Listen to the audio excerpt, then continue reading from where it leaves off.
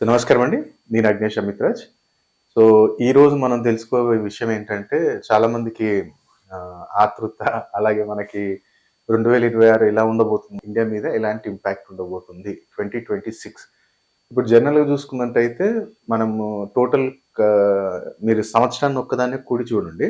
2026 అంటే 4 డిజిట్స్‌లో 1 నంబర్. ఇది 4/1 కాంబినేషన్ చాలా మంచిది. ఎవరైతే చాలామంది మొత్తం నేను ఇండియా వైస్‌గా చెప్తున్నాను.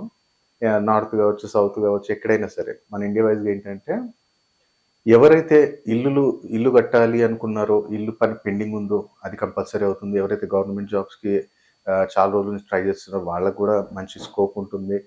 అలాగే ఎవరైతే అబ్రాడ్‌కెళ్ళి స్టడీ గురించి ప్రయత్నాలు చేస్తున్నారో వాళ్ళకి గూడా చాలా అద్భుతమైన రిజల్ట్స్ అనేయి నెక్స్ట్ ఇయర్ మనకుంటాయి. అలాగే మనం మొత్తం సంవత్సరం ప్రారంభం చూసుకున్నట్టయితే ఫస్ట్ జాన్వరి అంటే ఒకటో తారీఖు జాన్వరి అంటే మళ్ళీ ఒకటి, మళ్ళీ 2026 మొత్తం కూడితే మళ్ళీ ఒకటి. 111 లాగనమాట. సో, 1/3 కాంబినేషన్‌లో స్టార్ట్ అవుతుంది గాబట్టి అంటే రవి అలాగే గురు యొక్క కాంబినేషన్ అంటే న్యూమరాలజికల్‌గా నేను చెప్తున్నాను. 1/3 కాంబినేషన్ స్టార్ట్ అయినప్పుడు ఏమవుతుందంటే, మన ఇండియా పైన ఇప్పుడు పహల్గామ్ అటాక్స్ జరిగాయి. అలాగే 2025లో అటాక్స్ జరిగాయి, ప్రాణాలు పోయాయి. ఇప్పుడు ఈ 26లో ఏమవుతుందంటే, అథారిటీ మన మీద అధికారాన్ని చూపించాలి అని జెప్పి కొన్ని దేశాలు మన మీద ప్రభావాన్ని చూపించే అవకాశాలు ఎక్కువుంటాయి. కొన్ని అటాక్స్ అట్లాంటివి జరిగే గూడా ఛాన్సెస్. ఎందుకంటే, ఈ 1/3 వచ్చినప్పుడు ఇతరులు మన మీద అధికారాన్ని చూపించుకోవాలి అన్న ఒక ఆతృత ఎక్కువవుతుంది.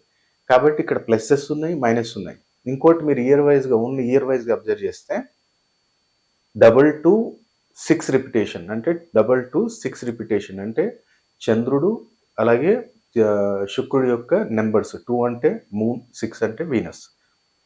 సో, వీళ్ళు గూడా ఎప్పుడైతే రిపిటేషన్స్ అవుతారో దాంట్లో గూడా మనకు కొంచెం ఇబ్బందులనేవి జరుగుతాయి. కాబట్టి చాలా జాగ్రత్తగా ఉండాలి మనం. ఈ సంవత్సరం అనేది ఎక్కువ శాతం నార్త్ సైడు అలాగే మన కేరళ, తమిళనాడు, కర్ణాటక ఇటు సైడ్ చాలా ఇంపాక్ట్ ఉంటుంది. కాబట్టి చాలా జాగ్రత్తగా ఉండాలి ఈ సంవత్సరం అనేది. ప్లసెస్ ఉన్నాయి చాలా మందికి ఇల్లులు కావచ్చు, ఎడ్యుకేషన్ రిలేటెడ్ చాలా ప్రాసెస్ అనేది జరుగుతుంది.